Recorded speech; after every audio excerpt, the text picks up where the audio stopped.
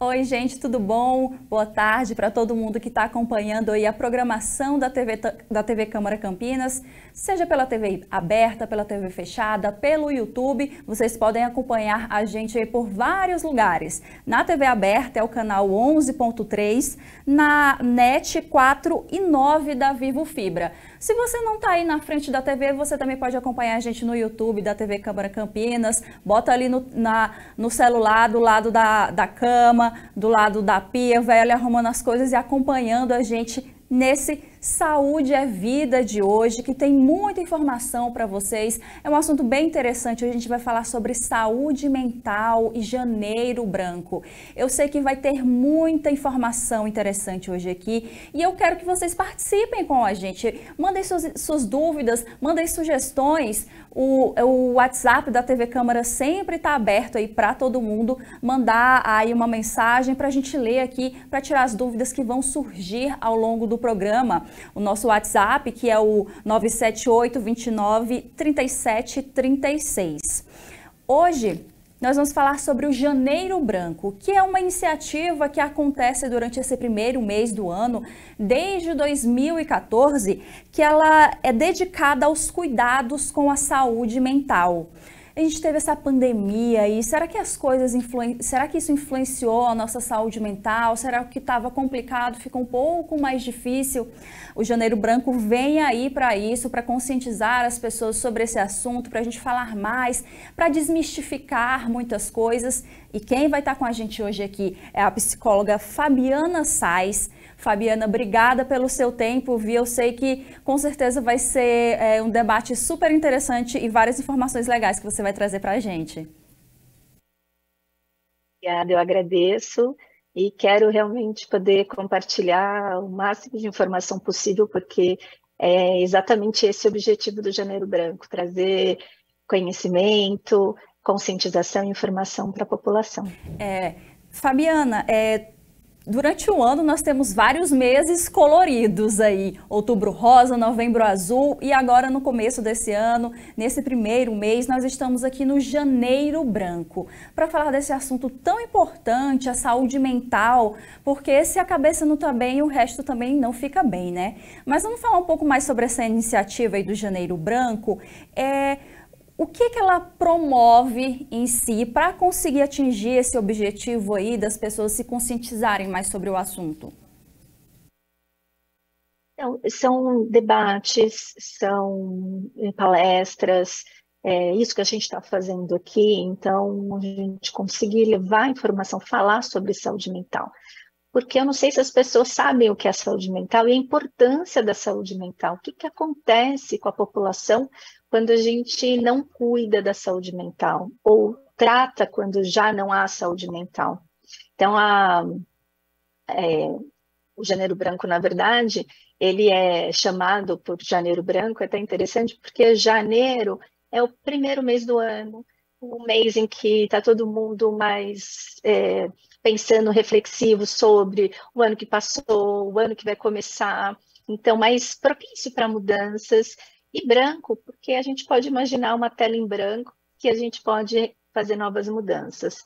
Então, a saúde mental é um tema que foi muito falado por conta da pandemia, né? Eu, como já trabalho com saúde, a gente já vem tendo dados assim alarmantes, já existia uma previsão da gente viver uma pandemia de depressão e ansiedade. Então, a pandemia da Covid só está acelerando o que a gente já tinha uma previsão. Então, veja como é importante a gente falar sobre saúde mental para entender como é que a gente está envolvido, como a gente pode ajudar as pessoas e a gente também dar passos para entender a nossa saúde mental. A Fabiana mencionou bem a escolha do janeiro por ser esse primeiro mês do ano, que as pessoas estão mais propícias a mudanças, a pensar sobre si mesmo, fechar o ciclo do ano anterior, começar um novo ciclo, essa janela em branco, esse quadro em branco para a gente pintar aí com mais de 365 dias para criar novas histórias, melhorar a nossa saúde. E temos aí a questão da saúde mental. Fabiana, o que nós podemos denominar como saúde mental? É uma coisa só física, que está faltando alguma célulazinha, alguma química no cérebro? Como você se sente? O que seria ter uma boa saúde mental? Então, você sabe que não existe um conceito formal para a saúde mental. A OMS, ela, a Organização Mundial da Saúde, ela diz que a saúde mental, ela tem a ver, né, a relação dela é com a maneira como a gente vive o mundo. Então, vive o nosso dia a dia, a maneira como a gente lida com os desafios, as mudanças, as expectativas. Então, essa maneira, estando relacionada com os nossos valores, com aquilo que é importante para a gente, vai trazer bem-estar e uma qualidade de vida que proporciona uma saúde mental. Então, saúde mental tem a ver com isso. A falta dela é quando a gente acaba desenvolvendo transtornos ou tendo comportamentos que são inadequados, que são disfuncionais, que a gente chama de mal adaptativos. Então, são reações que são impulsivas, então violentas, que a gente pode se machucar, pode machucar outras pessoas, que a gente pode agir de forma que vai causar pensamentos muito autocríticos, que faz a gente sofrer, pensamentos sobre outras pessoas com muita raiva, são uma série de sentimentos que vão sendo disparado por gatilhos muito intensos e desproporcionais. E aí a gente tem reações, e aí vão ser expressos em comportamentos que vão acabar, pode ser comportamentos externalizantes, né, o que a gente faz, que as pessoas enxergam, ou comportamentos internalizantes, que é esses que a gente tem, sabe, essa conversa interna com a gente mesmo que traz tanto sofrimento. Então, é isso que contempla a saúde mental, a gente ter ou não ter saúde mental. Fabiana, as pessoas ainda têm muito tabu para falar desse assunto? Ou você acha que com a mais mídia em cima de saúde mental, transtornos mentais que a gente vem vendo aí, acho que principalmente na última década, as pessoas estão mudando um pouco o pensamento, ficando um pouco mais abertas para falar desse assunto, ou ainda vem aquela coisa, transtorno mental, a pessoa já fica assim, né, um pouco ressabiada. A gente está começando aí aos pouquinhos mudar isso? Sim, mas eu ainda ouço de pacientes que chegam aqui no consultório e perguntam, não, você acha que eu sou louca? Então vem com esse estigma da loucura, de uma pessoa anormal, de alguém que não é uma boa pessoa, que tem algo de errado, que precisa ser consertado, e ninguém quer estar fora da caixa, todo mundo quer ser aceito, ter uma vida perfeita, uma vida sem problemas. E a realidade é que a vida ela tem esses desafios que a gente não pede, que só acontecem, e a gente precisa aprender a lidar com esses desafios. Então, essa maneira como a gente lida com os desafios, com um conjunto de coisas. Então, o meu organismo, que eu nasci, os eventos, a cultura em que eu estou inserida, a família, a minha classe social, a minha renda, a raça, tem uma série de contextos e variáveis que vão interferir para essas respostas serem funcionais ou disfuncionais. Então, não tem nada de errado com as pessoas. Então, esse estigma realmente existe e a gente precisa mudar. Porque, olha, só para a gente começar a falar até mais especificamente sobre transtornos mentais, existe um transtorno mental chamado distimia. O que é, né? Muitas pessoas, às vezes, acho que todo mundo conhece alguém que é chato, que é pessimista, que está sempre para baixo. Sabe aquela pessoa ranzinza mesmo, que todo mundo é assim mesmo. Então, pode ser uma pessoa que tem uma distimia, que seria uma depressão persistente, leve. E então as pessoas falam, eu não vou precisar de ajuda para isso, eu sou assim mesmo. Ou então alguém mais explosivo, ou alguém que tem uma desregulação emocional, então ora está triste, ora está alegre, ou tem aquele aperto no peito que é muito intenso e persistente. Ele vai dizer, não, eu sempre tive isso, não, eu vou levando. E aí começa a ter problemas na vida, de não conseguir trabalhar, de ter problemas em relacionamento. Então, as pessoas vão entendendo isso como problemas normais, como não preciso de alguém para me ensinar como viver a vida. Mas, na verdade, alguns desses comportamentos e reações, sim, podem ser cuidadas.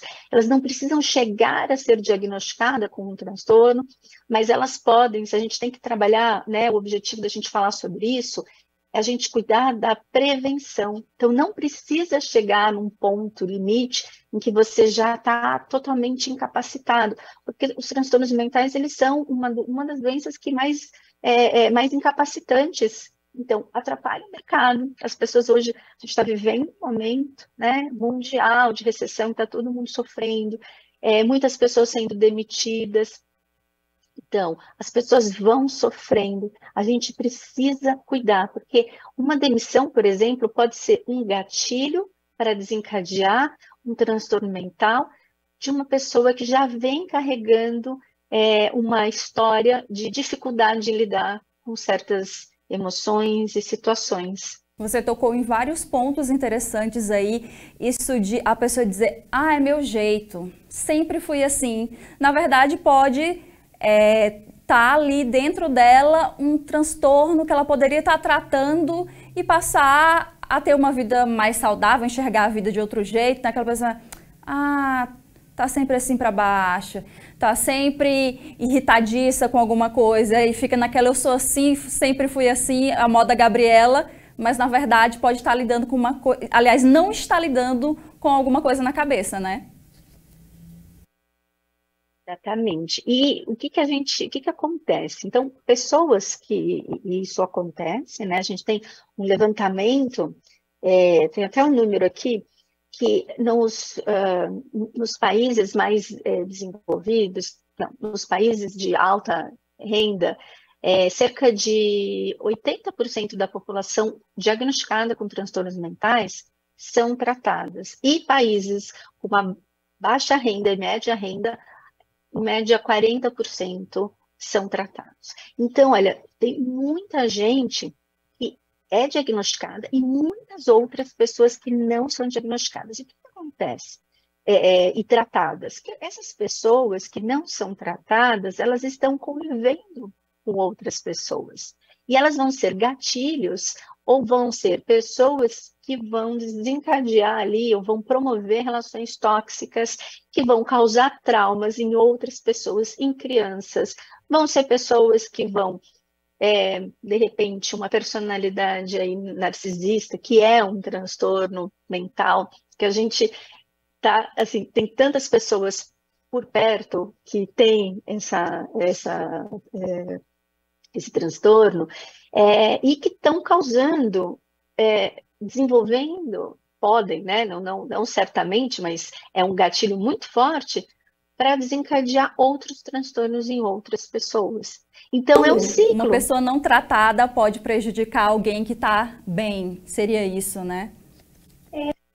Pais principalmente, chefes. Então, a pessoa vai toda contente, entra no estágio, e aí começa a vida profissional dela, e aí pega uma liderança que é abusiva, que tem alguns problemas com ansiedade, com depressão, né? Outros como burnout, quer dizer, tantas coisas que podem causar traumas nessa pessoa que está iniciando a vida, e ela já começa numa vida no trabalho até ansiosa, e aí começa, né, um ciclo interminável. Então, a gente precisa tratar com muito carinho, com muita atenção.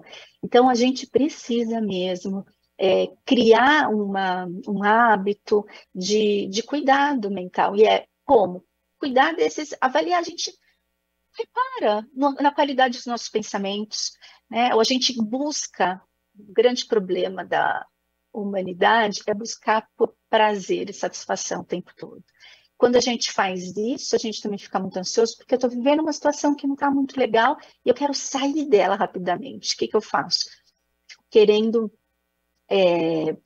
imaginando tendo ações para buscar coisas que vão me dar prazer. Então, por isso que a gente vive esse período em que a mídia social ela causa tanto dano, porque ali eu vou ter um momento de prazer, ou eu vou ter um alto consumo, eu vou beber, eu vou jogar, eu vou fazer coisa, ou eu vou me esquivar de situações difíceis, e aí a vida vai acontecendo sem eu ter um repertório para lidar com as situações difíceis que causam sofrimento, porque a minha tolerância para o sofrimento é muito baixa, porque eu quero fugir dela o tempo todo. Então, eu vou ficando ansioso, eu vou ficando estressada, eu vou ficando com medo, com fobias, e assim vai. São muitos pontos aí que a gente vai falar também, vai abordar com mais detalhes, mas você falou sobre a questão da incapacidade e tem um dado bem interessante aqui. Os transtornos mentais são a principal causa de incapacidade, causando 1 em cada 6 anos vividos com incapacidade. Imagina você perder todo um ano da sua vida preso num estado depressivo, num estado de ansiedade ou outros transtornos mentais que a gente vai falar aqui. Como é bom a gente falar sobre esse assunto para desmistificar, para as pessoas ficarem mais por dentro e buscarem uma ajuda, né? Imagina um ano todo da sua vida, você com aquele peso nas costas, sem aquela vontade de fazer as coisas, um ano que você poderia estar sorrindo, curtindo a vida, né? A gente pode pensar o seguinte: como é que a gente pode viver a vida como ela é, entendendo que as coisas vão e vêm. Quando você está vivendo uma situação difícil, naquele momento parece que não vai passar nunca, que a sua vida é aquilo. Então eu vou criar estratégias para melhorar aquela situação. Muitas vezes essa busca dessa melhora faz com que a gente não consiga enfrentar. Então, viver a situação difícil como ela é, sentir a dor e o sofrimento é muito importante. A gente precisa aprender a sentir a dor, a sentir o sofrimento. Eu não estou falando para ninguém ficar exposto à dor e sofrimento, não é isso.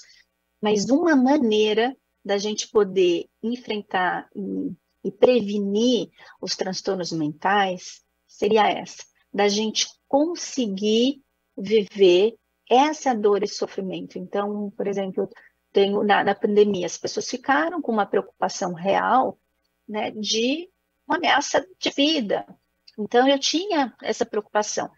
Quando eu fico com essa preocupação e eu não quero que isso aconteça, muitas pessoas acabaram criando e desenvolvendo comportamentos obsessivos, compulsivos. Então, vou tomar vários banhos, eu vou fazer várias higienizações, eu não vou sair mais de casa. Então, tudo que era feito naquele momento, muitas pessoas não conseguiram sair daquilo, acabaram desenvolvendo esses padrões de comportamento. Então, como é que eu consigo ver? Isso aqui é real, eu estou sentindo essa dor, eu já estou me cuidando, só que como eu não quero que eu, sei lá, adoeça, eu vou criando mais, eu vou pensando tanto naquilo que eu vou vivendo aquela situação que não aconteceu de eu ficar doente o tempo todo. Então, o meu sofrimento, ele triplica. Ele aumenta exponencialmente. Então, quando eu aprendo a viver e ter respostas proporcionais àquela situação real, eu vou ter uma capacidade maior de enfrentar esse desafio, porque para algumas pessoas, né, uma doença pode ser um desafio mais fácil, para outras pode ser mais difícil, a perda de alguém pode ser mais difícil, pode ser mais fácil para uns, para os outros, para outras pessoas. Então, a gente está totalmente vulnerável a essas situações que vão acontecer com a gente. Então, aprender a passar por elas com gentileza, nos tratando com muito carinho, com muita autocompaixão, vai ajudar a gente a prevenir e cuidar dos momentos difíceis. Fiquei até emocionada aqui com a fala da Fabiana, da gente ser mais delicado com a gente mesmo, né? Às vezes a gente se cobra tanto, já vem tantas cobranças de fora e você ainda coloca mais peso, e você seja mais delicado com você, seja mais sensível, não se cobre tanto, não coloque mais esse peso em cima de você. Mas Fabiana, são muitos os transtornos mentais, né? Mas vamos falar aqui quais são os principais, que mais estão afligindo o nosso povo no momento, o Brasil, o mundo, se tem algum recorte aí também, uma diferença, porque tem alguns dados aqui não muito bons sobre o Brasil. Segundo a OMS, o Brasil é considerado o país mais ansioso do mundo e o quinto mais depressivo. Não é um ranking muito bom para a gente estar, né? Quais são essas principais aí? No mundo todo, a ansiedade, a depressão realmente ocupa um espaço muito grande, né? A gente viu esse crescimento no primeiro ano da pandemia, um crescimento de 25% da ansiedade e da depressão, e é o que, assim, aqui na vivência até do meu consultório, é o que realmente mais aparece.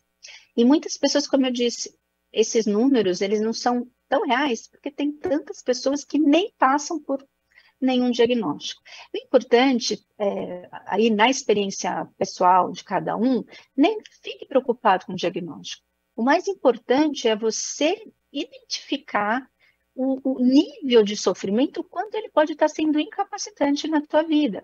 Como ele está interferindo as tuas relações, então, com teus filhos, no trabalho, nos seus relacionamentos, como é que está atrapalhando o seu desejo, coisas que você fazia, que gostava e agora não gosta mais, está sem vontade, está apático, não está dormindo bem, tem tantas coisas que vão acontecendo no dia a dia que vão deixando a pessoa muito mais desmotivada, apática.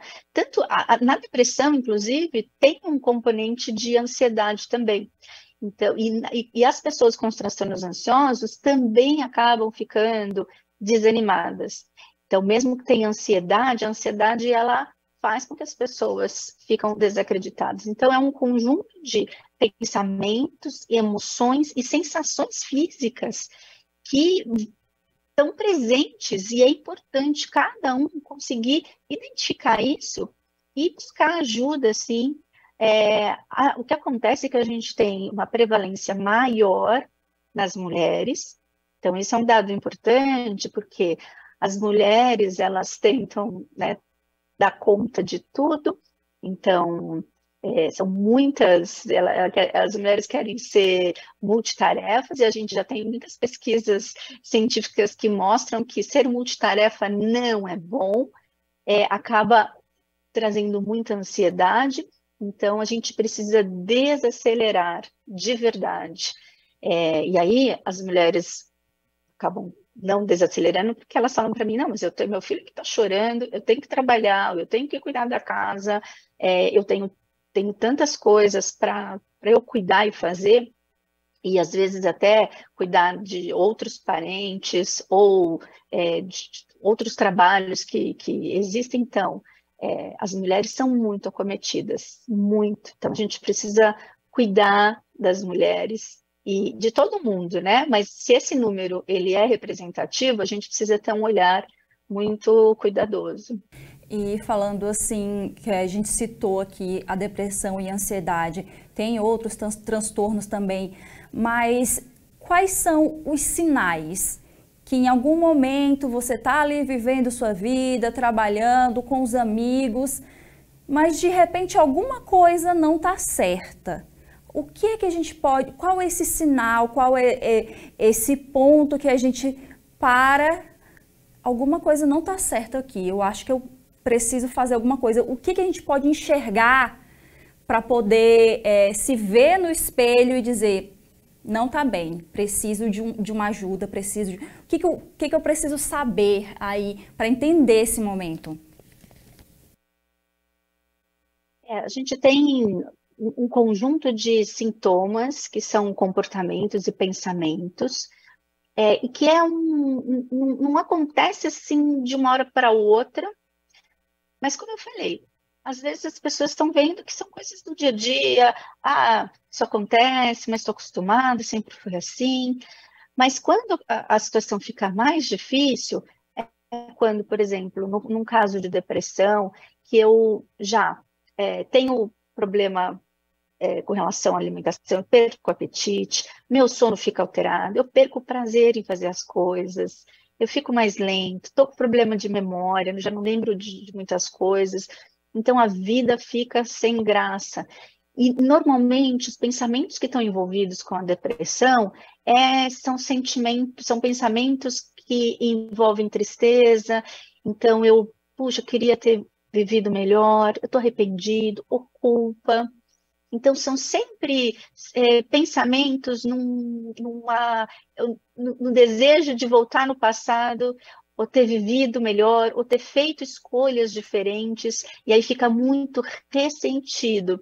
Então, vive hoje, não achando que o hoje é ruim, porque coisas ruins também aconteceram, escolhas ruins aconteceram com a pessoa. Então, esses pensamentos são muito presentes, e esses comportamentos de apatia, de desânimo, de falta de apetite, são bem característicos, e é importante procurar um psicólogo, um psiquiatra para poder ter a ajuda necessária. Já na ansiedade, falar desses, você quer falar? Eu ia dizer aquele pensamento de eu quero sumir, queria sumir, não queria estar aqui. É uma coisa bem característica também da depressão, né? E aí já a gente também tem ideação suicida, que é eu quero sumir, e porque desse eu quero sumir, pode vir não quero estar mais aqui. A gente tem números também bem alarmantes, principalmente de adolescentes que com suicídio, porque esses pensamentos, essa ideação suicida, ela também é presente, porque está tão ruim, é uma dor, é um desconforto tão grande, que é um pensamento, eu acho que eu não vou conseguir viver, não tem mais sentido a vida. Então fica sem sentido, por que eu estou aqui se eu estou aqui só sofrendo? Você não encontra mais nenhum motivo de alegria. Então isso é importante olhar. Um dado muito alarmante. O suicídio foi responsável por mais de 1 em cada 100 mortes, e 58% dos suicídios ocorreram antes dos 50 anos de idade. É muito importante a gente desmistificar esse assunto, falar sobre com cuidado, com respeito, não é colocando a imagem da pessoa. Eu, enquanto jornalista, não é dizendo como a pessoa cometeu o ato. A gente tem que tratar com muito cuidado, colocar dados, colocar informações, para que a gente entenda que aquela pessoa, não é que ela não tinha Deus no coração, não é que ela estava louca, coisas do sentido. São pessoas que poderiam não ter chegado àquele ponto, né? E você ia começar a falar sobre ansiedade, mas se quiser pode comentar também o que eu estava falando.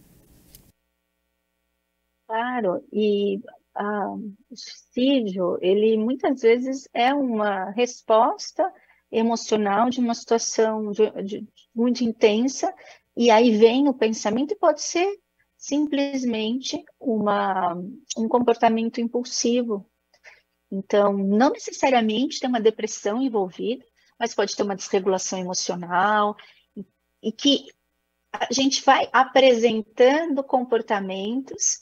E por isso que é tão importante, por isso que é tão importante a gente ir prestando atenção, principalmente com os filhos. A gente tem relatos, né? Então, antes dos 50 tem números, e a partir dos 5 anos de idade também tem números de suicídio, casos, né?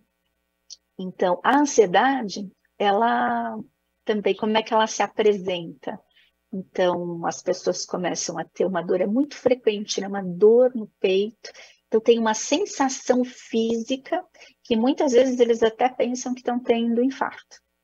Então, aquela dor, uma taquicardia, então, o coração bem acelerado. Então, cada pessoa vai ter uma sensação, mas essa sensação de falta de ar, de desconforto aqui no peito, e pensamentos também com uma preocupação excessiva com o futuro. Então, coisas ruins vão acontecer, e as coisas ruins dentro do contexto de vida daquela pessoa pode ser relacionado com questão financeira, ou com perda de alguém, ou com perda de relacionamento, ou fobias mesmo, inúmeras, né, de ser assaltado. Então, os transtornos de ansiedade, eles são muito dolorosos, porque as pessoas têm essas sensações físicas, e muitas vezes elas vão até o pronto-socorro achando que estão tendo infarto. Ou então também muitas pessoas têm alteração do apetite, então muitas podem comer mais ou comer de menos. Também vai ter alteração no sono, então vai ter uma dificuldade para dormir, vai ter uma dificuldade para relaxar, vai ter muita desatenção, que eu acho que acho que todo mundo que estiver ouvindo vai se identificar tanto com esses sintomas da depressão, da ansiedade, na verdade. Só que uma coisa que já me falaram muito, que já me explicaram sobre essa questão, todo mundo tem um pouco de ansiedade. A ansiedade é uma reação normal do nosso corpo a uma situação de medo, de alerta. Todo mundo fica triste em algum momento, mas quando essas sensações, quando essas coisas que você sente te incapacitam de fazer alguma coisa, te impedem de fazer alguma coisa no seu dia a dia, por exemplo, uma vaga de emprego, a pessoa não vai de tão nervosa, de tão ansiosa que ela fica, aí que a gente vê que talvez que tem um ponto que não está bem, né? Que está fora da curva, está a mais, que aí pode ser a realmente diagnosticada a patologização. Exatamente. Como você falou, então, às vezes a pessoa tem, sei lá, medo de inseto, medo de perder o emprego, então tem medo, e aí esses medos geram preocupações. Quando ele é desproporcional e irreal, então, por exemplo, a pessoa está trabalhando e ela tem medo de perder o emprego. Não tem nada acontecendo que faz ela pensar isso. O fato de ela estar empregada já vai fazer ela pensar que se eu estou empregada eu posso perder o emprego. E aí isso vai causar toda essa tensão que vai fazer com que ela produza menos, né? Não seja tão eficiente quanto ela poderia ser se estivesse calma e tranquila, e aí essa situação acaba acontecendo, pode até acontecer com ela. Então, é tão importante, né? E notando que todas as emoções, elas são emoções, mesmo essas a gente fala hoje, não existe emoção nem boa nem ruim. Existem emoções difíceis, existem emoções agradáveis e desagradáveis e até neutras. Então, quando a gente entende isso, a gente aprende, a gente faz amizade com as nossas emoções. Então, quando eu estou ansioso, eu vou aprender a lidar com essa ansiedade. Quando eu estou triste, eu aprendo a lidar com essa tristeza.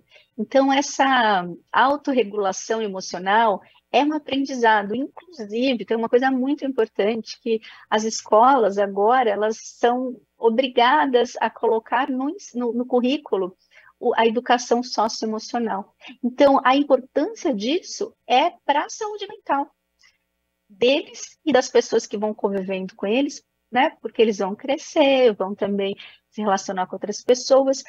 E os casos de depressão que são identificados, que como os adolescentes, eles têm 14%, né, desse quadro de transtornos mentais diagnosticados são adolescentes. E aonde começa isso? O que dispara? É abuso sexual e bullying. Então, veja como é importante a gente cuidar de toda a população. Realmente também tem aqui essa informação que abuso sexual, o bullying, a intimidação na escola podem ser gatilhos para uma depressão, para uma ansiedade em crianças, adolescentes. E eu ia falar justamente um pouco sobre essa questão. porque nós estamos falando aqui ansiedade, depressão, tal, as pessoas pensam muito, adulto, pessoa mais velha. Teria alguma forma de prevenir? É possível se blindar de uma depressão, de uma ansiedade? A forma que eu levo a minha vida, atividade física, ou, por exemplo, se eu não sei qual a porcentagem, mas o fator genético está aí também envolvido para algumas pessoas mesmo se cuidando, podem acabar desenvolvendo ao longo da vida um momento, uma crise depressiva, uma crise de ansiedade ou algum outro transtorno? Olha, a verdade é que a gente tem um conhecimento ainda muito pequeno sobre o nosso encéfalo. Tudo que acontece, ainda a gente vai ter muitas descobertas. E também sobre essas causas específicas dos transtornos mentais. Então, o que a gente vê é uma combinação de fatores. Você vai pegar a história, né, familiar, então, lógico que a gente já sabe que numa família em que tem casos de depressão, de ansiedade, de transtorno afetivo bipolar, borderline, transtorno obsessivo compulsivo, a gente sabe que tem um aumento de chance de que alguém da família tenha. Mas a gente também já sabe que, mesmo que tenha esse componente, a qualidade da nossa vida pode mudar essas predisposições. Então, são estudos de epigenética que têm mostrado isso, é muito legal. Então, por exemplo, eu mesma tenho uma história de Alzheimer precoce na minha família. Minha avó materna teve, minha mãe teve, e eu, né, tento ter uma qualidade de vida para que eu possa viver deixando essa predisposição quietinha, fazendo, né, tendo uma... E aí a gente já pode entrar assim, né, o que fazer para a gente conseguir, não é evitar, porque a gente não tem controle sobre isso, mas se a gente tiver, né, numa situação muito difícil, às vezes a situação ela realmente é tão estressante que pode desencadear uma ansiedade elevada, desproporcional. Então, a gente só precisa cuidar. Então, o sono é uma das principais coisas da nossa vida. Então, uma boa noite de sono, cuidar. E o sono, por que ele é tão importante? Porque ele é uma continuidade da vigília.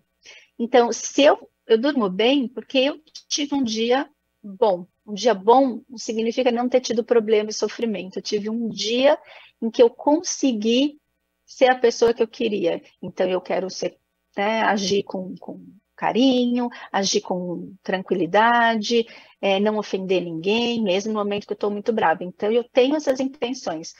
Fazer atividade física, super importante. Ter contato com a natureza. Agora que a gente ficou tanto tempo sem, né? Existe aí um distúrbio de déficit de contato com a natureza que as crianças estão tendo. Então, exercício físico, noite de sono, contato com ar livre e fazer a terapia. Mesmo que você entenda que você não tem nenhum tipo de transtorno mental, passe com um psicólogo, que ele vai te dizer, inclusive, de repente, se você tem uma relação com as emoções, com seus pensamentos, que é saudável ou não, e como é que ele pode te ajudar a você aprender a lidar com os pensamentos, porque os nossos pensamentos podem ser geridos com muita cautela, com muito carinho. A gente nosso trabalho é todo pautado em pesquisas científicas que ensinam isso para as pessoas poderem viver melhor. Assim como nós, mulheres, todo ano vamos ao ginecologista, os homens que deveriam ir ao urologista, fazendo nossos exames de sangue, por que não também dar uma passada no psicólogo, né? Terapia não vai fazer mal para ninguém. Não, é como atividade física. Então, as pessoas entram para fazer atividade física para cuidar do corpo, e aí, né, de forma assim parecida, a terapia ela é um exercício para cuidar da mente. Então, só vai ajudar, com certeza. Fabiana, e assim, quando a gente percebe que está precisando de uma ajuda, que está precisando de um acompanhamento, nós temos aí os profissionais, o psicólogo e o psiquiatra. Aonde é que eu devo ir primeiro? Qual a diferença desses profissionais? O que cada um vai me ajudar? Onde eu devo buscar esse primeiro apoio aí quando eu sentir que acho que não estou dando conta, preciso de uma ajuda? A diferença é que você pode ir no psiquiatra ou no psicólogo, e o psiquiatra, ele normalmente entende quando há essa necessidade de fazer um trabalho conjunto com o psicólogo. Ele vai oferecer algum tipo de medicamento, então o tratamento dele é medicamentoso, para ajudar a aliviar esses sintomas da depressão, do transtorno obsessivo-compulsivo, do transtorno de ansiedade. Então, ele vai ajudar a tratar esses sintomas. Já o psicólogo, ele ajuda no tratamento para que a pessoa aprenda a lidar. Então, as causas né, os gatilhos que desencadearam essa situação que ele se encontra, então o psicólogo ele vai fazer um trabalho com aquela pessoa para ajudar ela a lidar com aquilo, para que em outras situações, né, não é para fazer terapia a vida inteira, mas é para que em outras situações ele já tenha um aprendizado, ele possa aprender a fazer uma análise do comportamento nas novas situações que aconteçam, baseado no aprendizado que ele teve. Então, essa é a diferença. O psicólogo, ele não faz indicação de nenhuma medicação, isso é com o psiquiatra.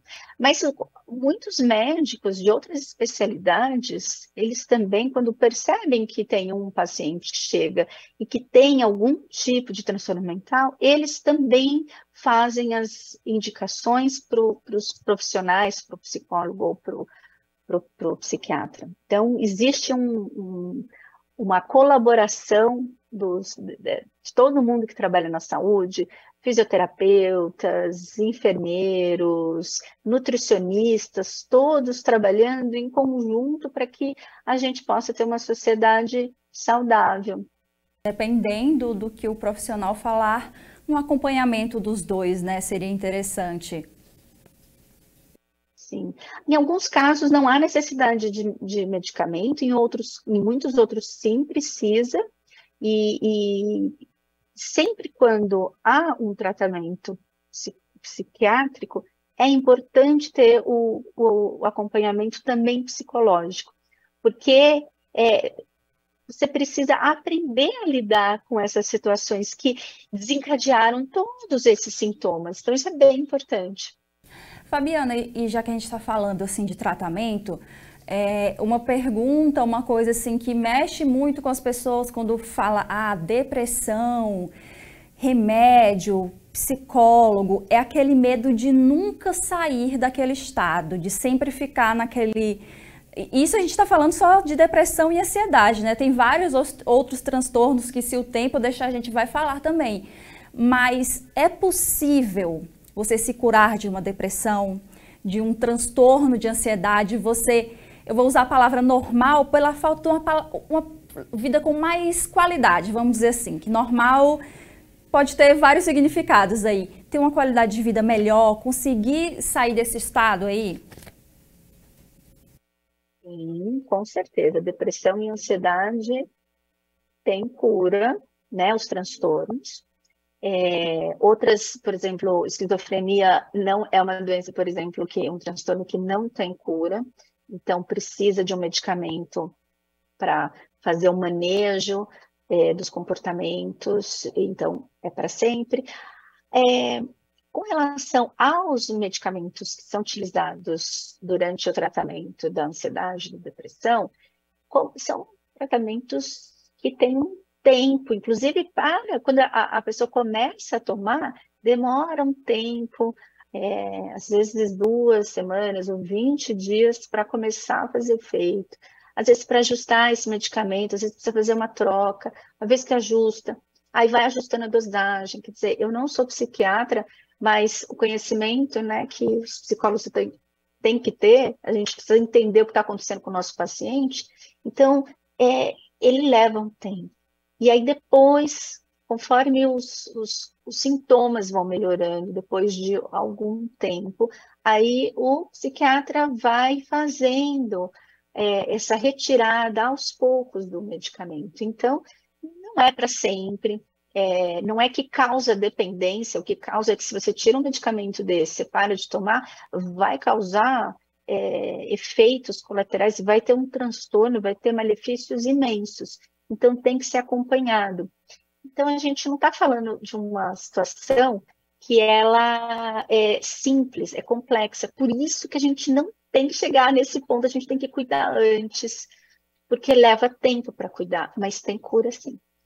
Olha, gente, dá para sair desse estado. Você que está aí do outro lado acompanhando o programa de hoje, o Saúde é Vida.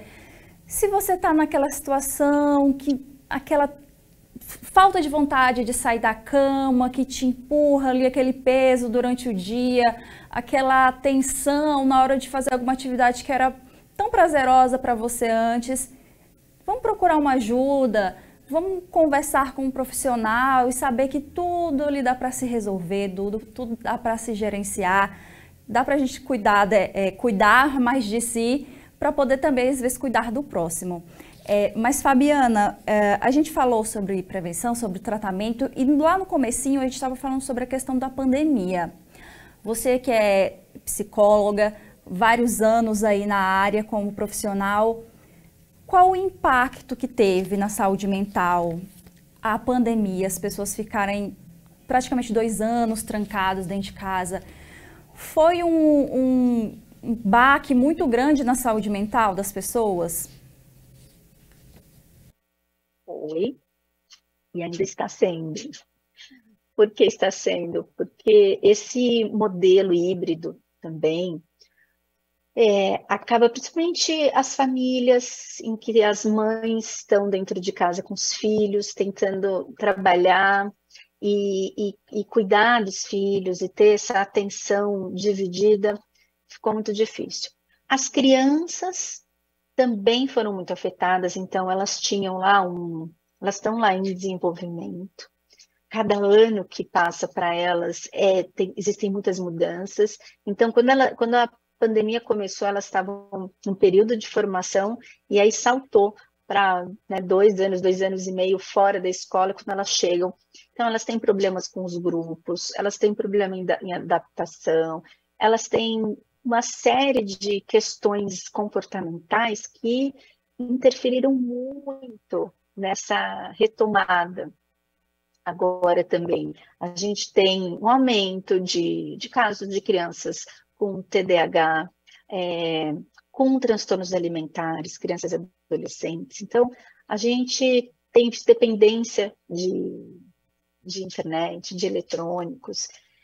Então, o que aconteceu, a gente não tem precedentes e a gente ainda não tem ainda a noção concreta e totalizada das consequências. Então, a gente está aprendendo, muitos levantamentos estão acontecendo, mas houve sim um dano para o ser humano que é lamentável.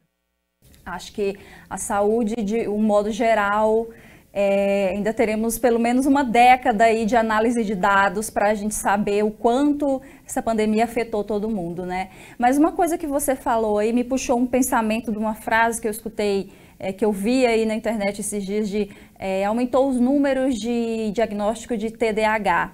E eu me lembrei de uma coisa que muita pessoa de idade, que às vezes a gente escuta falando isso. No meu tempo eu não tinha isso. Quando eu era mais novo, não tinha esses negócios de depressão, de ansiedade. As crianças hoje, tudo com negócio de TDAH. Falando assim mesmo, hein? Tiozona. Qual o sentido aí dessa frase? Realmente não tinha tantos casos assim? Ou era só falta de diagnóstico? Ou a nossa vida mais corrida, com mais eletrônicos na nossa frente, tudo contribuiu também para esses dados aumentarem? Então, pode ser um pouco de tudo, mas o mais importante o que acontecia é que uma geração, né, mais velha, que reclama dessa geração, é a geração que está criando essa própria geração aí que reclamam tanto. Por quê? Porque eu sempre digo que essa geração ela é a voz daqueles filhos que não podiam falar. Engole o choro, isso é besteira, deixa de mimimi e aguenta as piadinhas. Muito abuso físico e psicológico que a nossa geração acabou vivendo. E aí, não é nem um planejamento, mas por uma intuição, esses pais quiseram fazer diferente, só que eles não sabem como fazer diferente. E aí vai para um outro espaço que às vezes eu quero dar a voz, só que eu não sei ouvir, porque eu não aprendi. Então, os pais falam assim, nossa, olha como eles são, olha como eles falam. Só que há permissão para ser falado. Né? Meu pai mesmo falava assim, quero tal coisa. Não, por que não? Por que não? Quer dizer, ficava no escuro e aí existia uma relação de medo. Isso era muito ansioso, só que a gente não podia falar, expressar os nossos sentimentos. Isso causou danos, é o que a gente vê na geração mais velha, o que está acontecendo. As pessoas estão adoecendo muito, e com doenças que antes não tinham, mas essa qualidade de vida que foi prejudicada, e não dá para generalizar falando todos os casos, porque eu sei que tem pessoas que viveram, cada um tem uma história diferente.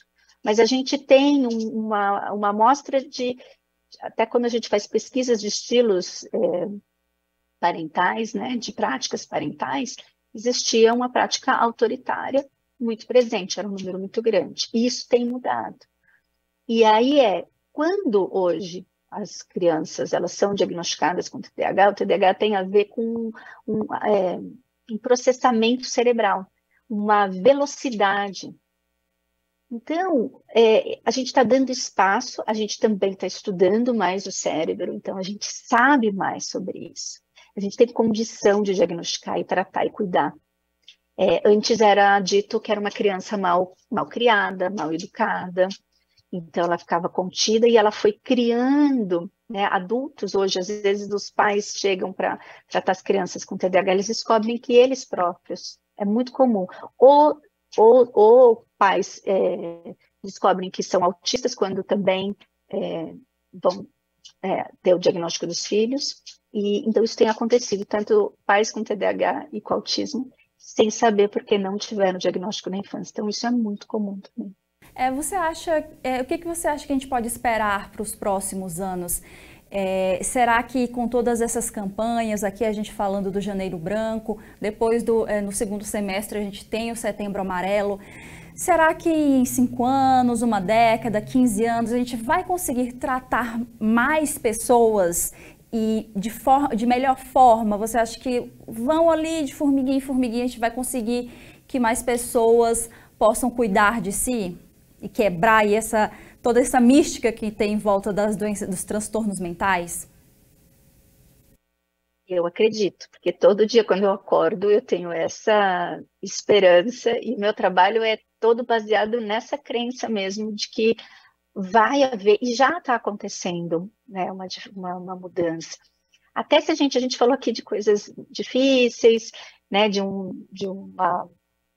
doenças, mas também teve aspectos, e tem acontecido, né, durante a pandemia e no dia a dia, muito do ser humano conseguir fazer as pazes com ele mesmo e com a humanidade. Então, muita solidariedade, cooperação, tem muitas pessoas que estão fazendo trabalhos e ali no seu dia a dia, com coisas pequenas, ouvindo, acolhendo, e isso faz uma diferença imensa.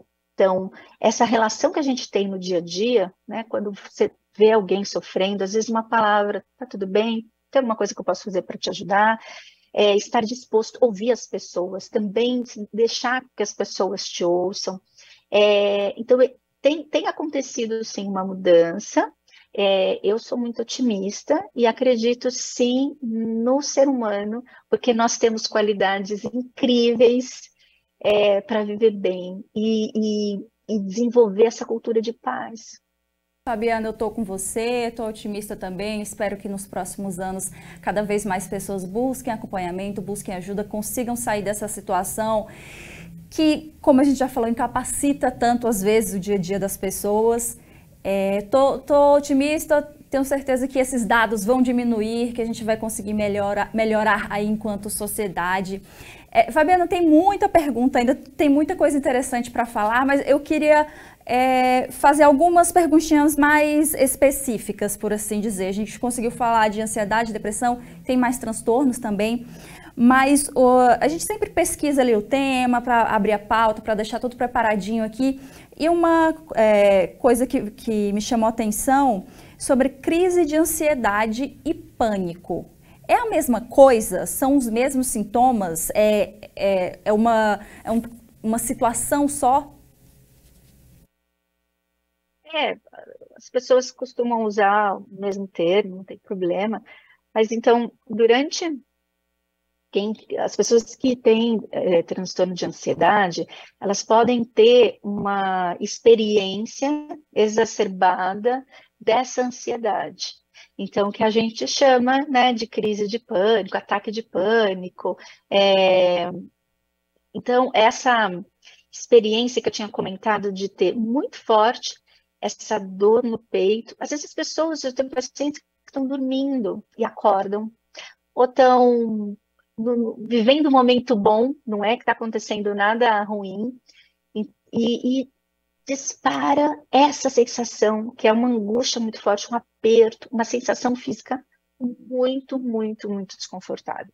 Por isso que muitas vezes, como eles relatam que é uma preocupação que eu vou morrer, então eles ficam assim, será que é uma crise de ansiedade ou será que eu realmente estou tendo um infarto? Como é que eu vou saber? E se eu tiver, e se eu não tiver? Então, na terapia, a gente ajuda o paciente a ir reconhecendo essas sensações, e aí, conforme ele vai aprendendo a lidar, aprendendo a fazer relaxamento, ter um conjunto de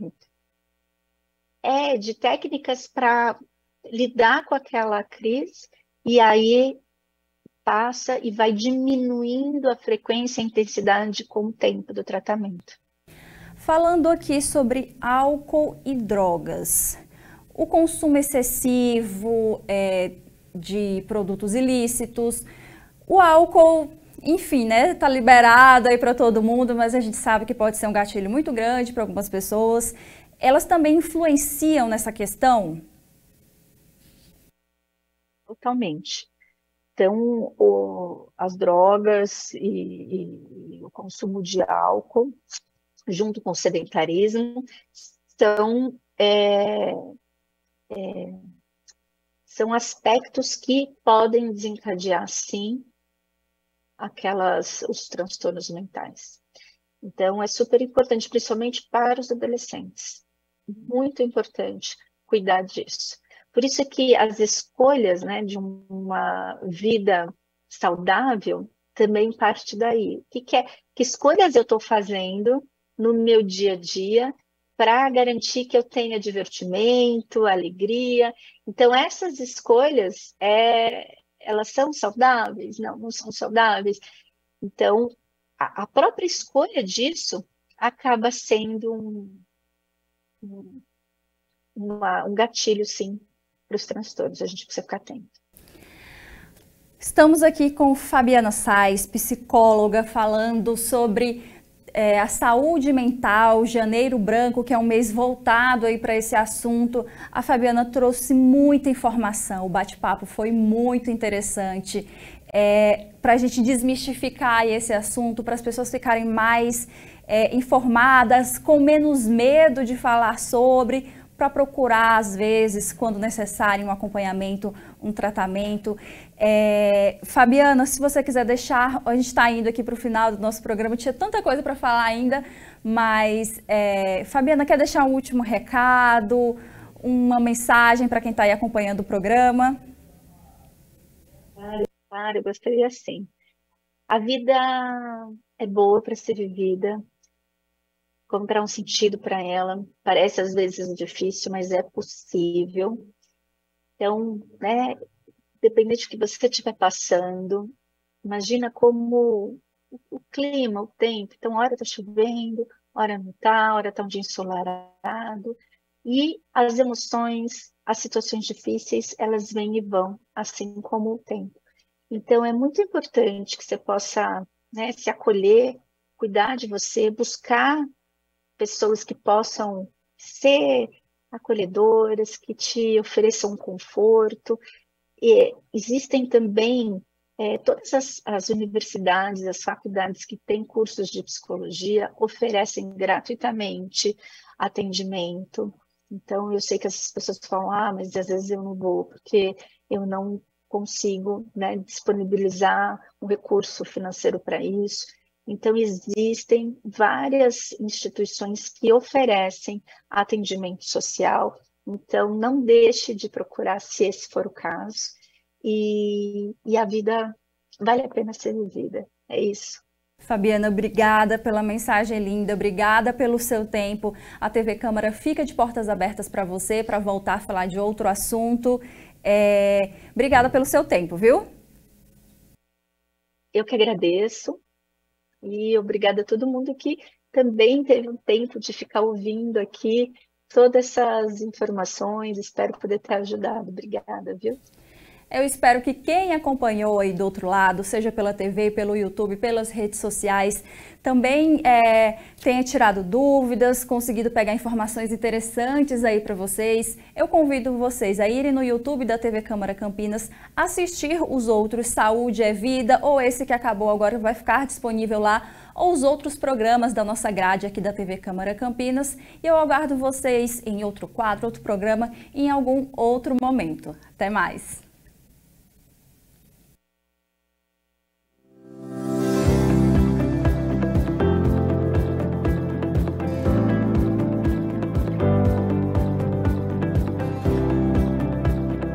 Eu que agradeço, espero ter ajudado.